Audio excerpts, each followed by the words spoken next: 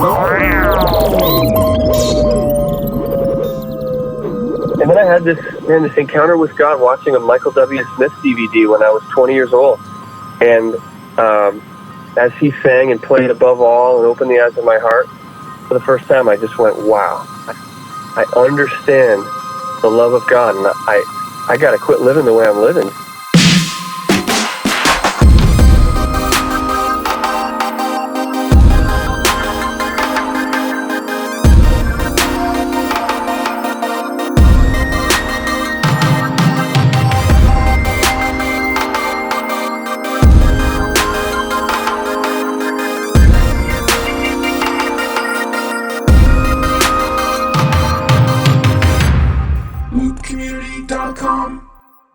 What's up, community? This is Jansen. And this is Chris. And we are going to be hosting this wonderful episode of our podcast. And today, who do we have on our menu to talk about? One of my favorites, Mr. Gregory Sykes of Integrity Music. Gregory Sykes. Haven't we met Gregory Sykes? A few times, yes. He's a great guy. The last time I think I remember meeting him was, or just meeting him, the first time I met him, I think we were in Orlando. At the Experience Conference. Yeah. That's right. We were in a lobby getting some coffee, and he came out of the door, and we just kind of met I think him. He came up to us and was kind of telling us that he really likes Loop Community, and we were obviously very surprised to hear that. And yeah. He was very familiar with what we do. He's super nice, isn't he? Like, yeah, man, he's just such a humble guy. Like, has a quiet nature about him, and just like he seems like the kind of guy that never gets angry, even though I'm sure he does. But you wouldn't know what that looks like. Right. So we're going to talk a little bit about, who Greg is and what he does and what's really, what's on his heart. Like, what is he passionate about? We know he's a big songwriter and he loves music and he's getting more and more into the worship scene. So we're just going to kind of dive in and talk about Gregory Sykes, get to know him a little bit, and let you guys get to know him as well. So let's take off. All right.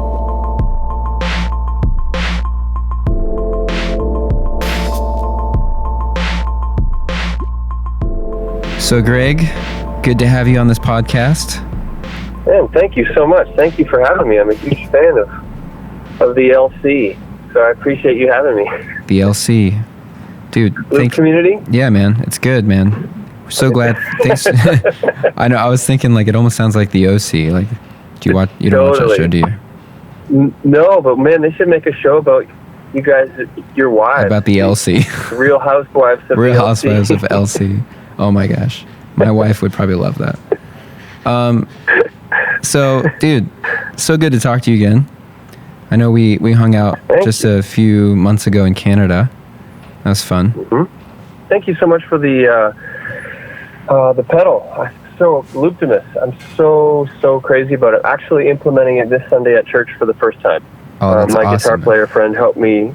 He's helped me set it up this week, and we're going to use it on Sunday for the first time. So I'm going to try to do some sort of like Instagram story of even a technologically not savvy guy like me can implement the Looptimus. Man, I liked hearing that. That's why we made it. So that's good. Are you going to be using it with Ableton Live? Yes. Okay. Very cool, man. And when you run tracks, are you running like full arrangements as far as like, are you just like hitting play and then running through the whole song? Or are you going to be kind of jumping around to different sections? This Sunday, we're going to just do the pre-arranged arrangements. Yeah. Yep. But looking forward to experimenting with, hey, I'm going to add a chorus, or let's repeat that bridge and then loop the section, which I haven't done yet, but right. We are. That's sort of like a hashtag life goals, worship leader goals. Yeah. Well, that's one of the cool things about the pedals, that you can do it. You can get advanced with it, or you can get just simple with it. So. Mm-hmm. Man, yep. So tell everybody listening to this podcast just a little bit about you and like where you're from, how you got started playing music. Mm-hmm.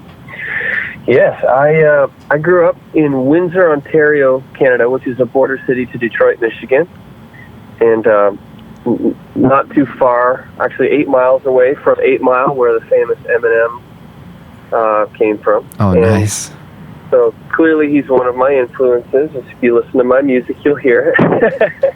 That is nice. But, yep, I've heard it. But truly, growing up really growing up near Motown, Motor City, kind of that Motown feel was something that was often coming through on radio and local fundraisers and just in the fabric of even our Canadian city. So always had a thing for that Motown, soul, harmony.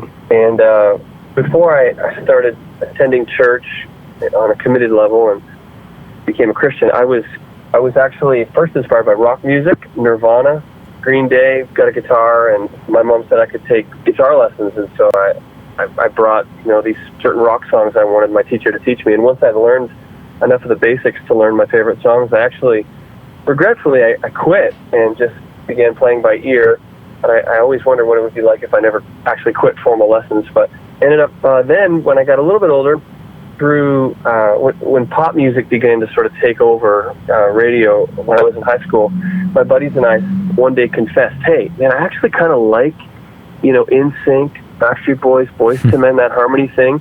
And we began sort of confessing, four of us, yeah, I'm into that too. And so we actually started a quartet and began singing all around, traveling all around in a boy band. And we didn't sort of own the boy band title because two of us play guitar. So we're sort of a band, a hybrid of a rock band and a boy band. Sort of had some mild success, but in the end, we called it quits after about 5 years. But we traveled around Europe and through some of the States, and man, it was a blast. And then I had this encounter with God watching a Michael W. Smith DVD when I was 20 years old. And as he sang and played Above All and Opened the Eyes of My Heart, for the first time, I just went, wow, I understand the love of God, and I got to quit living the way I'm living. That's awesome, man. And then when did you start writing your own songs? Or were you doing that even before? Oh, you just kind of changed. I had been writing songs as a kid, but I just never showed them to anybody because I felt like they were so terrible. And it was true. But then I started to write songs as soon as I began getting involved at my church. But it took me a while to be brave enough to show them to my pastor. And I did once, and he said, hey, I think we should try the bridge of that one song you showed me at Easter. And so that was my first time trying a song I'd written in church. And it was awesome it was mind-boggling to me to see a group of people in my own church adopting a song that I had written and singing it as if somebody else had written it. That's awesome. So what are you doing now? You're not on staff at a church anymore? I am, yep. Transitioned out of the church that I was in for 15 years in December. And then maybe 2 months ago now, so in late February, early March, I've actually started serving at a little church here in Niagara Falls, Ontario. And my wife's helping as a volunteer oversee the kids ministry. It's quite a small church. It's almost like a church plant, without getting into sort of too much of the story. But right. So it's brand new, and we're grateful for it. And so I've been leading there 2 or 3 times a month. Whenever we're home, I'm leading worship there. Okay, that's awesome. That's your home base. So you have a new album that just came out, right? Called Reverse. We've heard it here in the office. I actually really love that song, the title track. Thanks, man. Can you tell us just a little bit about that album, how it came about, maybe what your favorite song from the album is personally? Yeah, for sure. About 2.5 years ago, I had my first sort of experience going to Nashville, and it was for a writer's retreat. And it was my first time co-writing with writers who I'd heard of all of them. They'd all written songs that I've led at my church, and I was the only one in the sort of the writer retreat who hadn't written a song that is kind of known by the church, the Big C. And so I was very intimidated. I felt completely out of my league, and I was. But it began this journey of going, wow, these guys who are writing the songs that I know and love and lead at my church, they're just working hard. They're writing songs. One of the big differences between them and me is they're doing it all the time, and they're finishing the songs, and they're wrestling through it, and they're really looking at the lyric and looking at scripture and showing their songs to their pastor and being brave enough to share them. And so that began the past few years of inside. I just committed to going, I'm just going to write more songs And so I began writing a ton, and ended up probably writing in the neighborhood of 150 to 200 songs that we ended up then boiling down to these, well, to more than these 5, but 5 of them were recorded in the fall. What time frame were all those songs written in? Are we talking like in a matter of months or like a year, 2 years? No, probably over the course of 2 years. Okay. Yeah. So it's a lot of songs. Yeah, definitely. Yeah. Yeah. Some of them, it's amazing. Some of them have been used by, a couple Southern gospel artists or some other, compilation CDs or other artists have used the songs. So it's been cool. Some of them have found a home or been used. Many of them I've taught at my church, and some of them I'll just never share in public because I just think, you know what, that one's not even worth rewriting. I'm just going to pretend that one never got written. Right. Right. That one's just between you and God, right? That's right. Exactly. Which is okay. But I think that's okay. Prime is the easiest way to run all of your multi-tracks and live performance. Download Prime from the App Store and browse our catalog of thousands of songs at loopcommunity.com. Prime has a full audio mixer, which allows you to adjust the volume, mute, and solo individual instruments in a song. Every song comes with a click and cue track, which will guide you through the song as you play. It's never been this easy to use multi-tracks and live performance. Download your copy of Prime today. So, like when you sit down to write a song, are you thinking, I'm going to write a song for my church to sing, or I'm going to write a song for someone to hear on the radio? Wow. Or do you not even ask that question? You just write? Target. All three are yes. Sometimes I've sat with an idea and said, I really think this is something that I need to craft and want to finish in such a way that I can see my church singing this on a Sunday morning. I've also written and edited and rewritten certain songs that I've written in mind going, I imagine somebody driving and hearing this song as they drive through everyday life and maybe are walking through difficulty or are celebrating a great day. And this song, I imagine it being the soundtrack to that. And then third, there have been, and probably some of my favorites that I've been a part of, have been written without even talking about that, just going, let's just face this idea. This is something I feel like God is stirring in me today, and let's write it.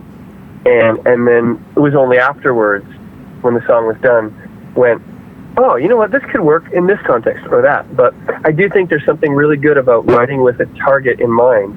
I can imagine this being sung in my church, or this being sung at this specific type of service, a baptism, or this being sung on the radio.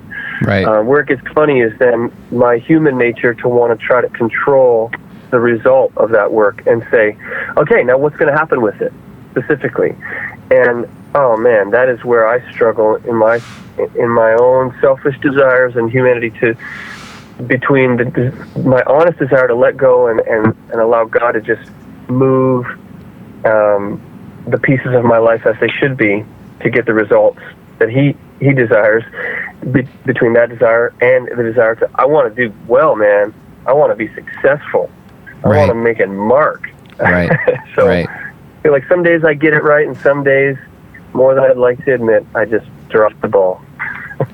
It's interesting because I think probably a lot of the worship leaders and guys who are listening to this probably feel the same thing of really wanting to make a difference, wanting to, as you said, be successful and trying to figure out, well, what does that mean and how do we define that? And I think it can be easy for a worship leader to think that, leading worship at a church plant of 20 people is not successful. And what success is like maybe them getting a song on the radio and every worship band you can think of recording it. Because you've been in a church, for 15 years leading worship, and now you're kind of, in Nashville, maybe doing the Christian artist kind of thing. What would you say that you are? Like, are you a worship leader or are you a Christian artist? And is there a difference? That's a great question. If I could only select one lane to be in for the rest of my life, and I didn't have the extreme privilege of bouncing back and forth from Nashville to Canada to write and record on one hand and do these fun events, and then come back home and lead worship in my little 150-person church, I would any day of the week choose to be home and rooted leading in my church. But I'm grateful that God knows the desires of our hearts, and I just believe that though they're different for every one of us, that He's wired us and made us exactly how we need to be wired and made to do what He's made us to do. Yeah.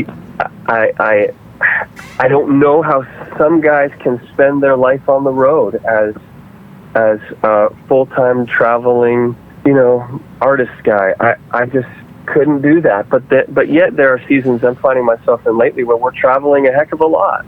And I've prayed, God, unless this is you leading, I don't want to do this, because I dreamed once as a kid of being a famous traveling singer.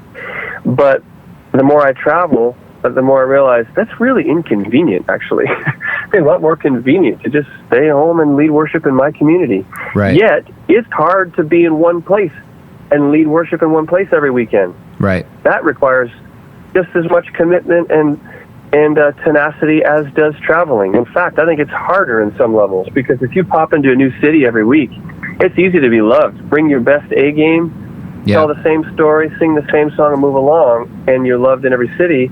That's a possibility. Whereas the people in your home community, man, they know you. Every week. They know you. That's even more noble, in my opinion. So, in this season, my wife and I and our kids, we're just enjoying leading worship here and serving in our local community, and then getting built up to go out and serve elsewhere, and then reinvigorated to get back home. So they're mutually life-giving in this season. Yeah, I like what you said there, that, you can actually kind of change lanes. You don't have to be in just one lane. Like at times you're able to, leading worship for, this week, and then this next week I'm ministering, through this, this festival or whatever you're playing at. Yes, that's right. It doesn't have to be, one or the other. That's how I do feel today. He is responsible for the results of what we're doing. And so I've tried to control them. I've tried to manipulate the cards in order to get what I want, and it just doesn't work. And so what I do know I can handle is what I have today. To be chatting with you, to be picking up my kids from school in a few minutes, to be doing a co-write over Skype tonight, and then trust God with the results of all of that. And I thank God that He doesn't ask us to have next year sort it all out. I believe He calls us to just worry about today. There's enough details today we got to sort, and He's sovereign over it all. Oh man. Anyway, that's my prayer. So good. Thank you. To not dodge your question about worship leader and artist, though I don't have a pure definitive answer, I have prayed bravely, God, would you help me to write songs and record songs that could be sung at church on Sunday morning, but also recorded and produced in such a way that they may be suitable for radio, that families and single moms and whoever may be listening could be driving to church and hear the songs and learn the songs, so that when their worship leader leads them on Sunday, they go, oh yeah, I know this from radio or from YouTube or from Spotify. So recognizing that the song Reverse on this EP is a little more challenging maybe for a Sunday morning kind of band, we haven't done it at my church yet. The other 4 songs I've led in a church setting so far. I'm going to try Reverse, but the other 4 songs on this EP, they were written specifically for Sunday morning, yet produced in such a way that maybe radio could play them if they ever pick them up. Right. Well, man, all of what you just said there was super encouraging to me personally, and I'm sure to a lot of the worship leaders who are listening to this. So I appreciate you giving your time to join us for this. And thank you. Loop Community, make sure you go out and check out Greg Sykes on our website and on iTunes and Spotify, wherever music is sold. Check out his EP Reverse. Thanks for joining us, brother. Man, thank you so much. I appreciate what you do for the church, resourcing us worship leaders who need help, with supplementing our sounds and tracks. And the fact that you care so much about the church, and particularly those who are looking after the music in church, the fact that you care so much to risk financially and business-wise, career-wise, what you do to make Loop Community happen, man, thank you so much on behalf of all the worship leaders who don't have a microphone right now. I pray that God continues to grow you and your influence and your reach, and we're grateful for you as worship leaders, man. Thanks, brother. That's encouraging. All right. We'll talk to you later. Have a great day. All right, Matt. Yep. You too, bro.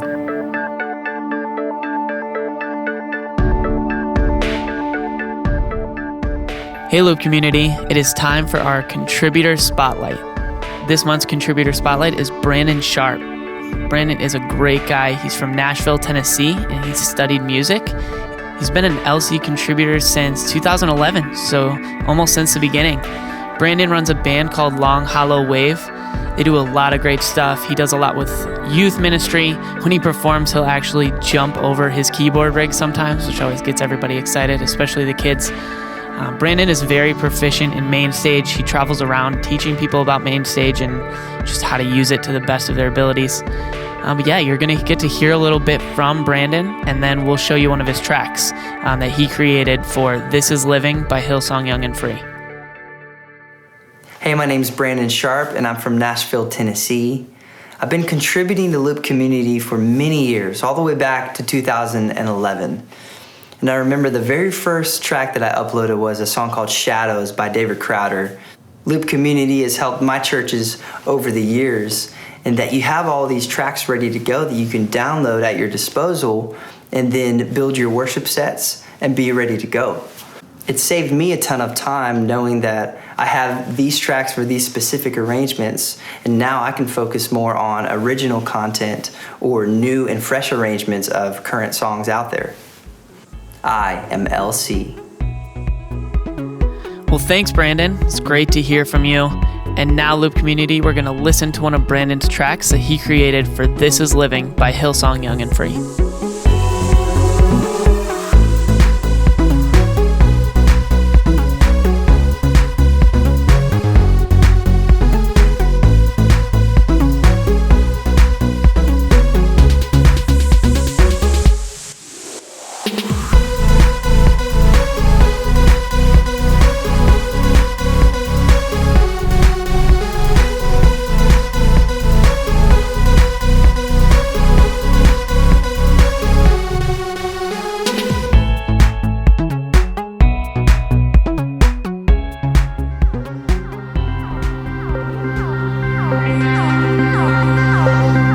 This is Community Talk.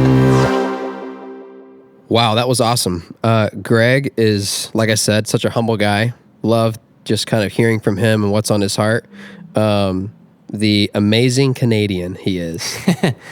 Yeah, I think that's kind of the best part about him is not only is his music great and everything he kind of stands for, but, you know, just getting to hear him talk as a person, whether it's about music or anything, you know. It's cool to get to know, you know, who he is as a person. Yeah, for sure.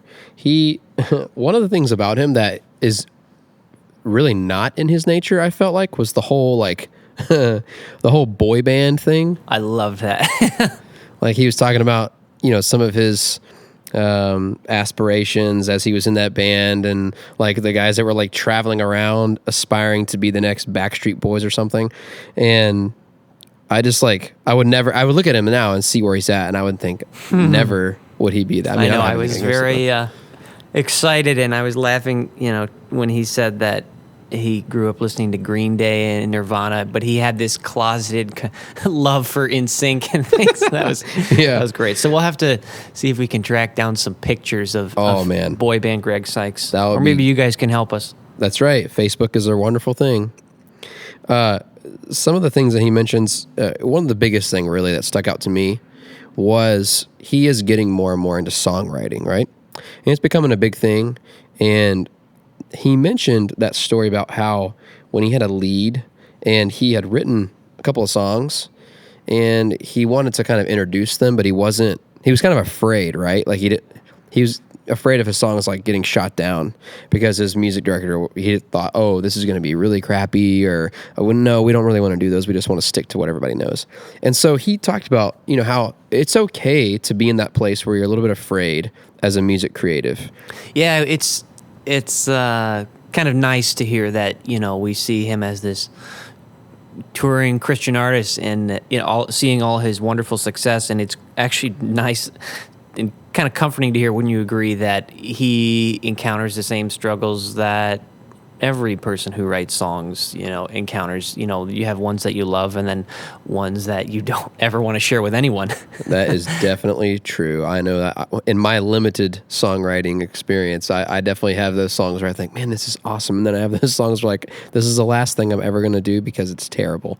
But yeah, it's good to hear from him that like the key is that you take a chance on yourself and on the things that you're creating, and you just take a shot at getting it out there, because what sounds bad or good to us may be totally different to somebody else. Mm-hmm. And it may take off with somebody, and hey, there's a hit here, or there's this there, we can really work this or use this in the church. So it's good to like, it's okay to be afraid of your stuff that you want to create, but don't stop there. Like, make sure you get it out there and at least give it a chance so that people can kind of see. I don't know, what else did you think about? It was also just eye-opening to kind of hear him talk about the balance of like having a family, going on tour, and things like that. I think we can kind of forget about stuff like that sometimes, and it's just interesting. Yeah, you live in these really close quarters, and sometimes the family is not always with you. You're traveling by yourself. It kind of can get lonely in that aspect, and I think that people don't see all of that. They only see like the glitz and the glamour of like, oh, they're on stage, the lights and the sounds and the shows. Tour bus. Yeah, exactly. But it's not always the best. And I'm sure there's a part of it that gets old and where he wants to just be done and see his family. Be the weekend worship leader like he was kind of talking about. Totally, yeah. Man, so good. Well, guys, I know that if you have any thoughts that you want to, reach out to Greg. He's on social media. You can reach out to him. He's a great guy. He'd love to get in touch with you and just share his heart. Hopefully this has been, the information that we've shared has been somewhat enlightening for him. And you can go check out his new album. It's called Reverse. So good. And it's great, some great songs on there. So go check that out on iTunes or Spotify. And we're just going to keep in touch with Greg. Maybe have him on another episode down the road. Mm-hmm. We'll see. And then we'll go from there. So guys, thanks so much for being a part of this. If you love this podcast, be sure to subscribe to us. If you have any questions, you can send them to us at info@loopcommunity.com. Again, this is Jansen. And Chris. Stay tuned for the future podcast. See you guys.